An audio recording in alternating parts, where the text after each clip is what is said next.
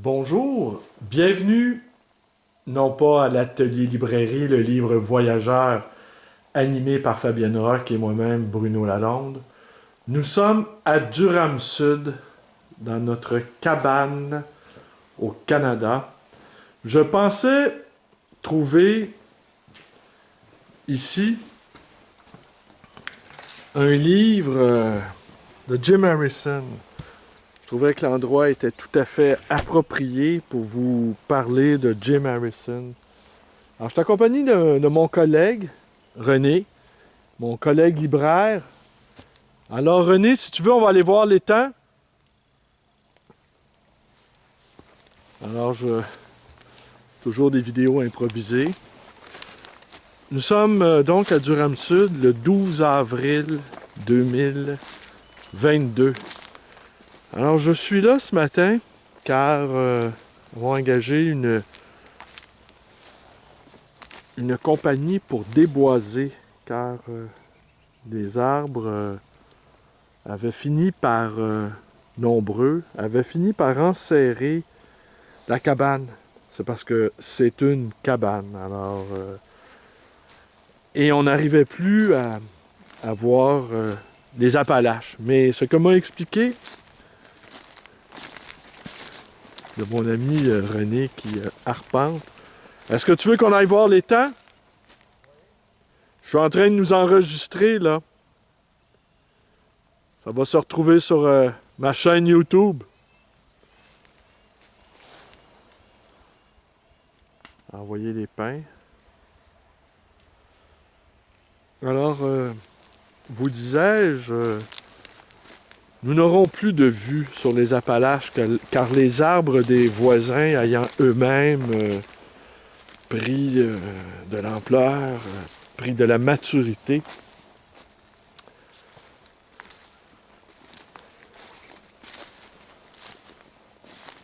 Alors, on va aller faire un tour du côté de l'étang.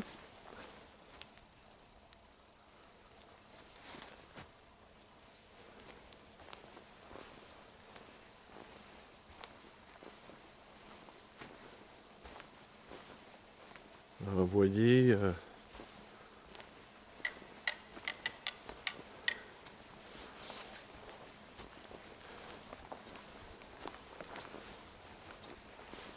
je nous enregistre là, René. Alors,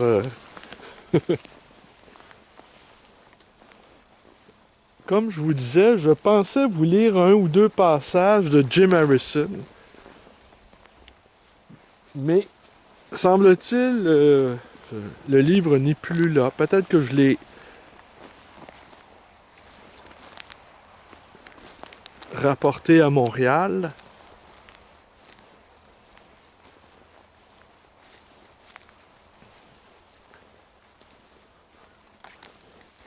Ça aurait été tout à fait approprié dans cette forêt profonde de vous lire des extraits de Jim Harrison.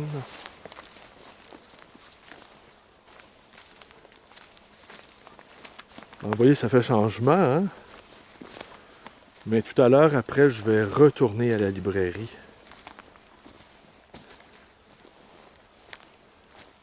J'aimerais bien qu'on saisisse le vol d'un oiseau ou peut-être un chevreuil. Alors, tu me suis, René?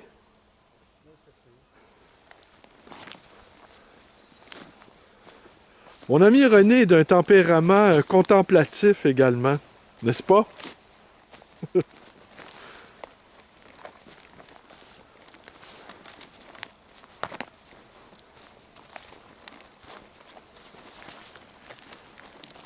Dans les temps, j'aimerais bien vous la présenter. Il vit une tortue, il loge une tortue des champs, espèce protégée. De temps à autre, l'été, quand il fait trop chaud, on voit sa tête. Vous voyez ici le travail du déboisement.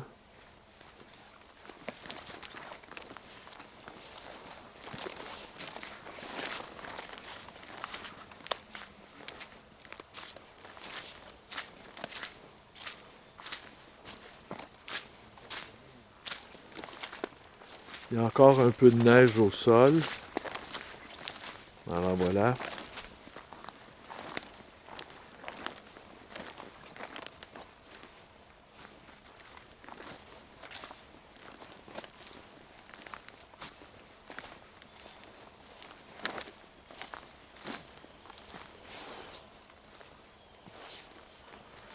Le spectacle est un peu nu car il n'y a pas de bourgeons encore aux arbres.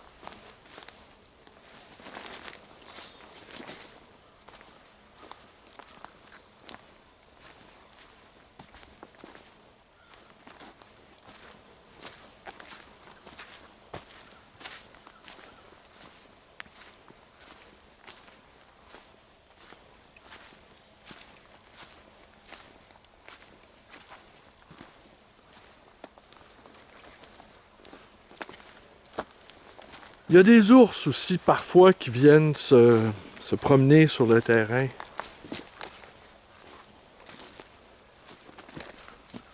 Généralement, les ours bruns sont des animaux pacifiques, sauf si on se retrouve avec une ours et qu'elle est accompagnée de ses petits.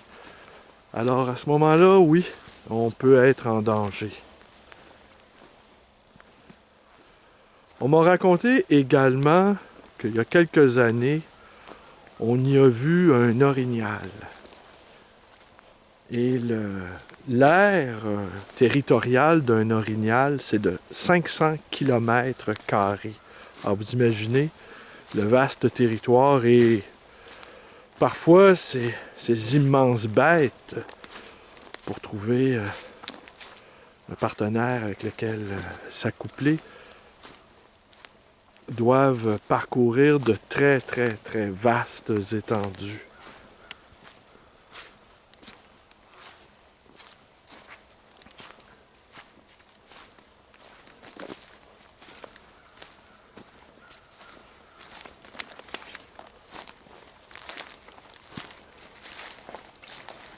Là, ici, faut y aller prudemment car le terrain est à la fois boueux et marécageux car nous nous approchons de la rivière Ulvertune,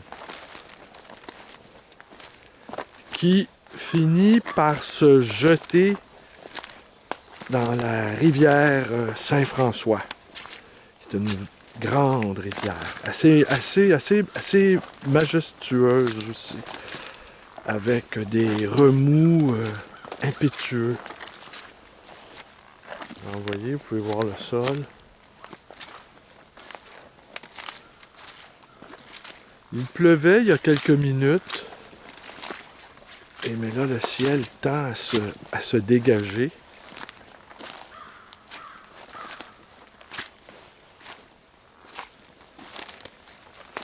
Alors, la distance que nous avons parcourue de la cabane du moine, eh bien, nous avons en temps réel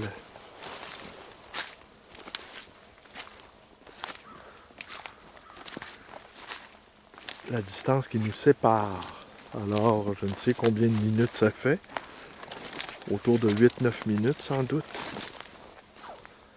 Alors, l'été, ici, ce sont des herbes hautes qui montent et qui dépassent même parfois la tête. Un peu moins de 2 mètres, quoi.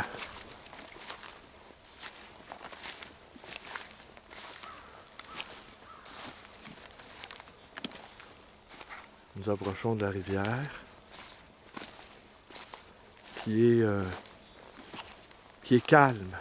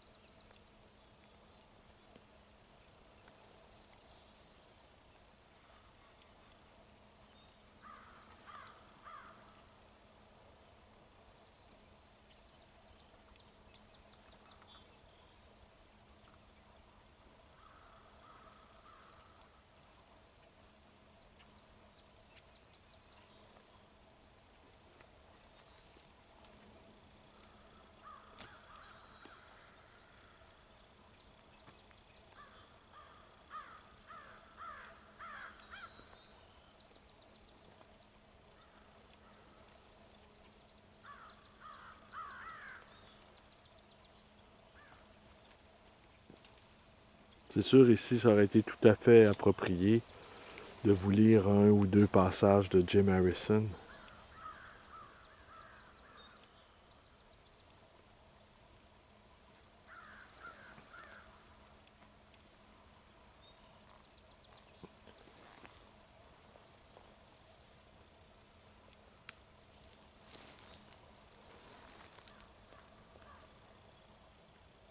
Vous voyez ici, les troncs ont été coupés pour justement faciliter l'accès à la rivière. Rivière qui est peu profonde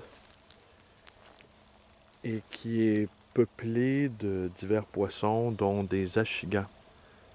Alors, lors de la saison des amours, on les voit bondir, hors de l'eau.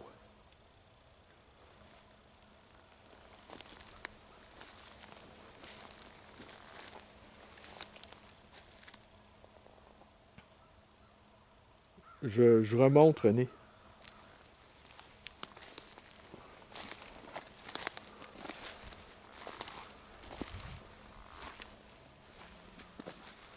Il y a un endroit aussi que, bien évidemment, ça sert à rien de vous le montrer, qui est à la droite, en fait, qui est par là-bas, voilà. Et qui est un endroit assez extraordinaire, car aux alentours du 24 juin, donc de la Saint-Jean-Baptiste, la fête nationale des Québécois, eh bien, il y a un champ d'iris. Alors, qui apparaît au milieu d'une clairière, et ce champ d'iris d'un bleu incandescent est un vrai bonheur quand on le voit surgir au milieu de la forêt.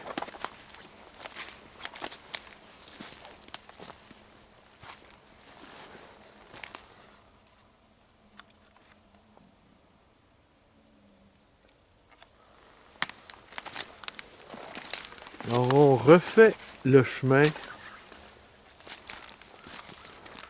à l'envers, on reprend la route vers la cabane. J'espère toujours voir un animal bondissant au milieu du chemin. L'imprévisibilité. Mais à trop attendre l'imprévisibilité, parfois rien n'arrive. C'est la nature même de l'imprévisibilité que de se manifester au moment où on s'y attend le moins.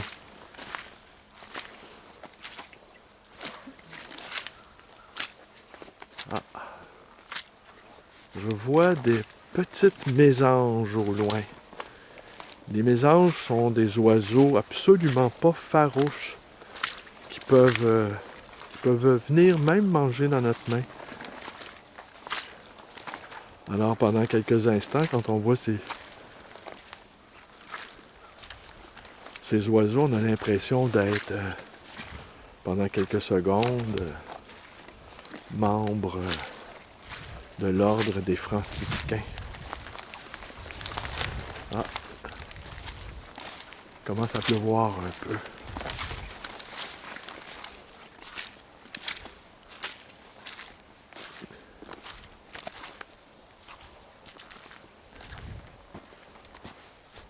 Ça va, René?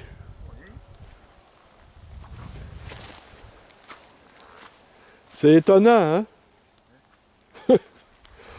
Mon ami René est étonné par... Ouais, je m'étais porté acquéreur de ce domaine, en italique, domaine, il y a plus de 25 ans.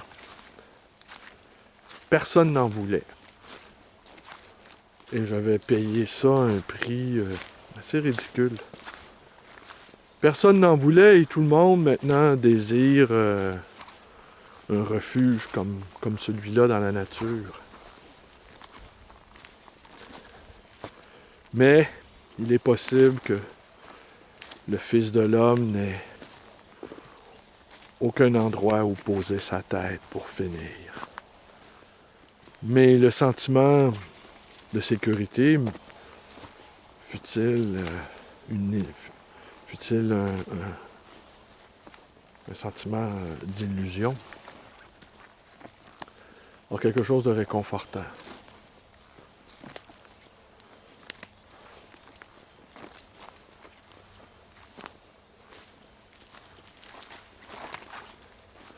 On va aller voir l'étang.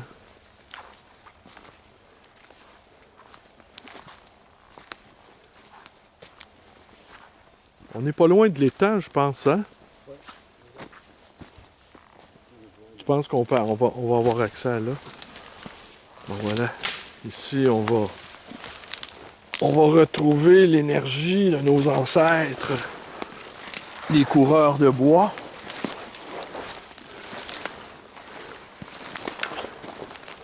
Alors, il est encore gelé, on le voit au loin.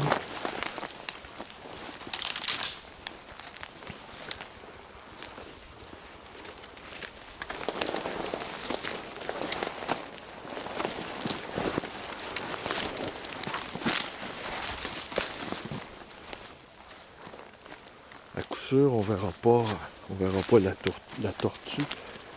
Elle doit être encore en hibernation.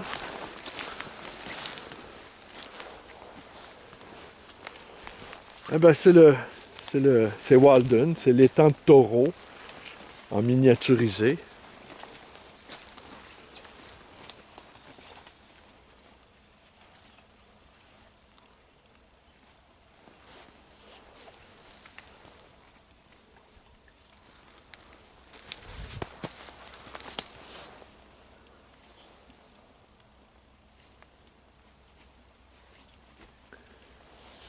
L'été, c'est plein de grenouilles. Ouais, on peut y aller, on peut y accéder par là aussi. L'été, c'est plein de grenouilles et de crapauds, ce qui est un bon signe. Ça veut dire que la terre est saine et pas polluée. Parce que les batraciens sont les premiers animaux là, à disparaître quand la pollution est trop puissante. Quand la pollution est trop importante. Alors je me désolerais, vous vous en doutez bien, si j'en venais à constater que ces petites créatures croissantes avaient disparu de ce petit étang. Et c'est, comme je vous le disais, c'est l'habitacle de mon ami la tortue. J'éprouve un vif plaisir quand je la vois. Ouais. Alors, je vais retourner sur mes pas, René. Ouais. Alors, on rebrousse chemin. On va se frayer à travers un chemin, à travers la forêt, en fait, qui n'est pas vraiment une forêt. N'exagérons pas. Mais vous savez, j'aime exagérer. C'est en exagérant qu'on s'approche au plus près de la vérité. Et souvent, les gens qui n'exagèrent jamais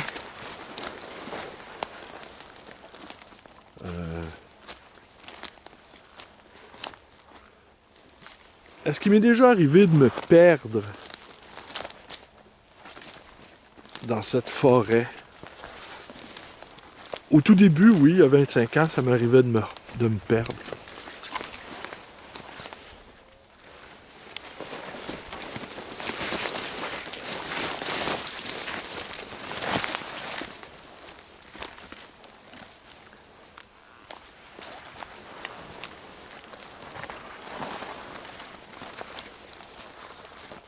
Suis-je en train de me perdre? Non, voilà.